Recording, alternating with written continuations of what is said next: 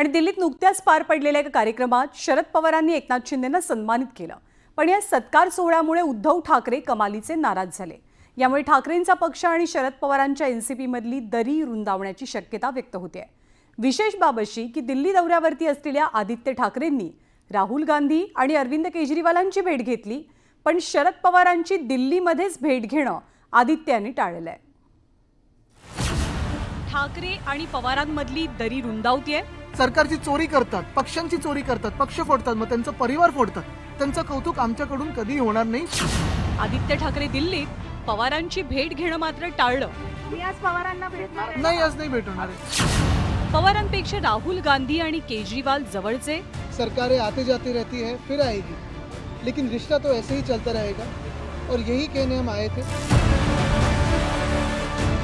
शरद पवारांनी दिल्लीत एका कार्यक्रमात एकनाथ शिंदेंचा सत्कार करत त्यांचं तोंड भरून कौतुक केलं। पवारांनी शिंदेंच्या केलेल्या कौतुकावरती ठाकरेंच्या पक्षानं तीव्र आक्षेप घेत नाराजी व्यक्त केली आणि यावर शरद पवारांच्या पक्षानं सुद्धा तितकंच जोरदार उत्तरही दिलं।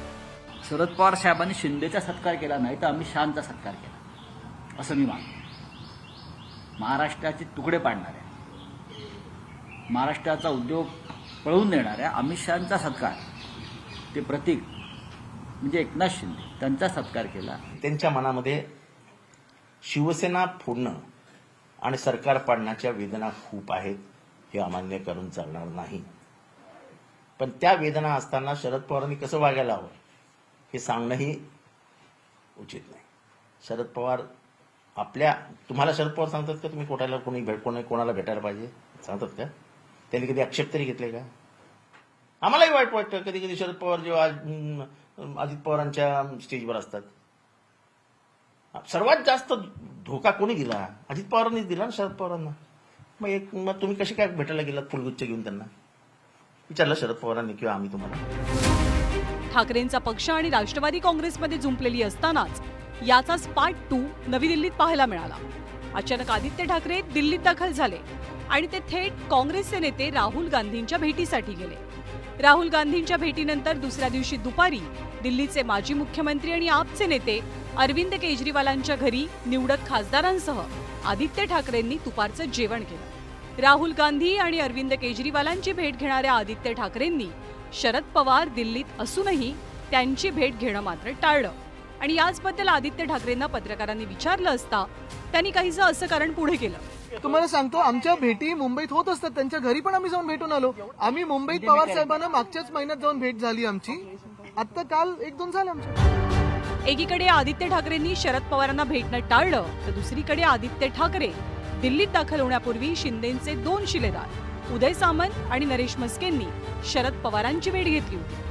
त्यावरनं पवार आणि ठाकरेंमधल्या नाराजीची चर्चाही रंगली। शरद पवारांनी सत्कार सोहळ्यात शिंदेंच्या केलेल्या कौतुकाबद्दल दिल्ली दौऱ्यावरती आलेल्या आदित्य ठाकरेंना पत्रकारांनी विचारलं तेव्हा त्यांनी हे उत्तर दिलं।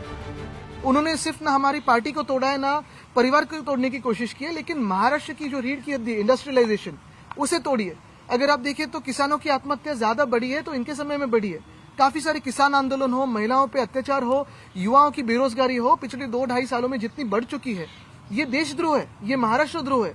और ऐसे गंदे काम करने वाले इंसान का कभी भी हम सत्कार नहीं करेंगे, ये हमारा प्रिंसिपल है। उनके प्रिंसिपल्स के बारे में मैं कुछ नहीं कहूंगा क्योंकि मैं बहुत जूनियर हूं उनके करियर के हिसाब से भी और उम्र के हिसाब से। दरम्यान संजय राऊतांनी शरद पवारांवरती केलेल्या टीकेची एक प्रकारे आदित्य ठाकरेंनी पाठराखणच केली। राहुल साहेबांनी काल जी भूमिका मांडली त्या तीच भूमिका आजही तुमच्या पक्षाची आहे का शरद पवार यांच्या बाबतीत? कोणी सांगितले का की तुम्ही भूमिका अधिकृत नाहीये?